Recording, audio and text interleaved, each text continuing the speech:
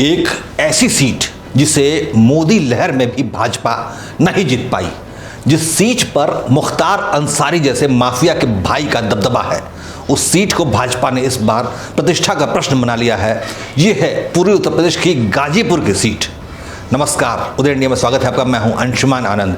गाजीपुर को लहुरी यानी छोटी काशी के नाम से भी जाना जाता है, क्योंकि यहाँ पे काशी यानी वाराणसी की तरह ही माँ गंगा उत्तर वाहिनी यानी दक्षिण से उत्तर की ओर बहती हैं। इस क्षेत्र में सबसे आखिरी 7वें चरण में 1 जून को मतदान होगा। गंगा जी ने गाजीपुर को विस्तृत कृषि भूमि का उपहार दिया है, लेकिन ये क्षेत्र अक्सर जरायम पेशा लोगों की करतूतों से शर्मसार होता रहा है। साल 2014 में यहाँ से भारतीय जनता पार्टी के मनोज सिन्हा ने बड़ी मुश्किल से जीत हासिल की थी और रेल राज्य मंत्री बने थे, लेकिन 2019 में मोदी लहर होने के बावजूद मनोज सिन्हा हार गए और उन्हें फिर बाद में जम्मू कश्मीर का उपराज्यपाल बनाया गया। और उस चुनाव में जानते हैं किसी जीत मिली थी? उस चुनाव में जीत मिली थी हाल ही में दिल के दौरे से मरे कुख्यात माफिया मुख्तार अंसारी के भाई अफजार अंसारी को, जो बहुजन समाज पार्टी की टिकट में 2019 में मैदान में था। वर्तमान में यानी इस वक्त अफजाल ही गाजीपुर का सांसद है। हालांकि उसने इस बार पाला बदल लिया है और समाजवादी पार्टी के टिकट पर मैदान में है।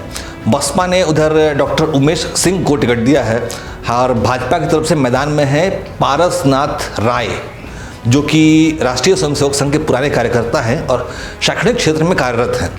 पारसनाथ राय अपने पूर्ववर्ती भाजपा सांसद मनोज सिन्हा के बेहद नज़दीकी हैं और कहा जा रहा है कि पारसनाथ को टिकट दिलाने में मनोज सिन्हा का बड़ा योगदान है। लेकिन भाजपा अच्छी तरह से जानती है कि गाजीपुर के क्षेत्र में उसकी राह आसान नहीं है, यानी कि गाजीपुर ऐसी सीट बन सकती है जो पीएम मोदी के 400 पार के नारे की राह का रोड़ा हो सकती है, जिसकी वजह है गाजीपुर क्षेत्र का जातीय समीकरण। वैसे तो गाजीपुर में 19 लाख मतदाता हैं, जिसमें सबसे ज़्यादा संख्या यानी 4.5 लाख यादव मतदाताओं की संख्या है और इसके बाद 4 लाख दलित वोटर हैं।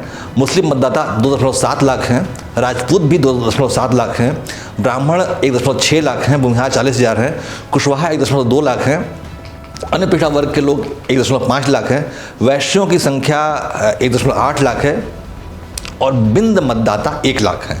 ये जातीय समीकरण समाजवादी पार्टी को सूट करता है, क्योंकि 4.5 लाख यादव और 2.7 लाख का मुस्लिम वोट बैंक मिलकर किसी को भी जिताने की ताकत रखता है।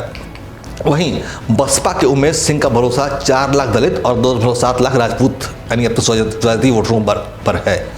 अगर जातीय समीकरण के नजरिए से देखें तो गाजीपुर में भाजपा फिर से कमज़ोर नज़र आ रही है, क्योंकि उसके समर्थक ब्राह्मण, वैश्य, बिंद और भूमिहार वोटरों की संख्या सपा और बसपा के वोटरों से कम ही दिख रही है।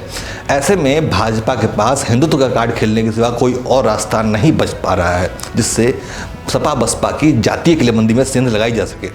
यहाँ से भाजपा के मनोज सिन्हा को 2014 में जीत तो मिली थी, लेकिन वो बड़ी मुश्किल से सपा की सुकन्या कुशवाहा को 30,000 वोटों से हरा पाए थे। जबकि 2019 में जब मनोज सिन्हा हारे अफजाल अंसारी के हाथों, तो मार्जिन 1,20,000 वोटों का था। इसी उदाहरण से समझ जाइए कि ये सीट भाजपा के लिए कितनी मुश्किल है। हालांकि भाजपा प्रत्याशी पारसनाथ राय इस बार जीत के लिए हर संभव प्रयास कर रहे हैं।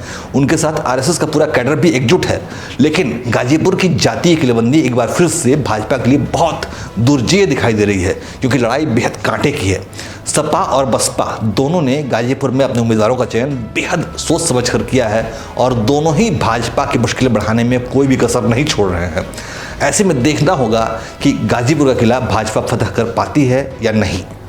उदय इंडिया पर हम आपके लिए इसी प्रकार लोकसभा चुनाव 2024 की ऐसी सीटों का समीकरण लेकर आते रहेंगे जहां पर मामला फंसता हुआ दिखाई दे रहा है। ऐसे विश्लेषण को जानने के लिए देखते रहिए उदय इंडिया डिजिटल और बेल आइकन दबाना कतई ना भूलें। जय हिंद, जय भारत।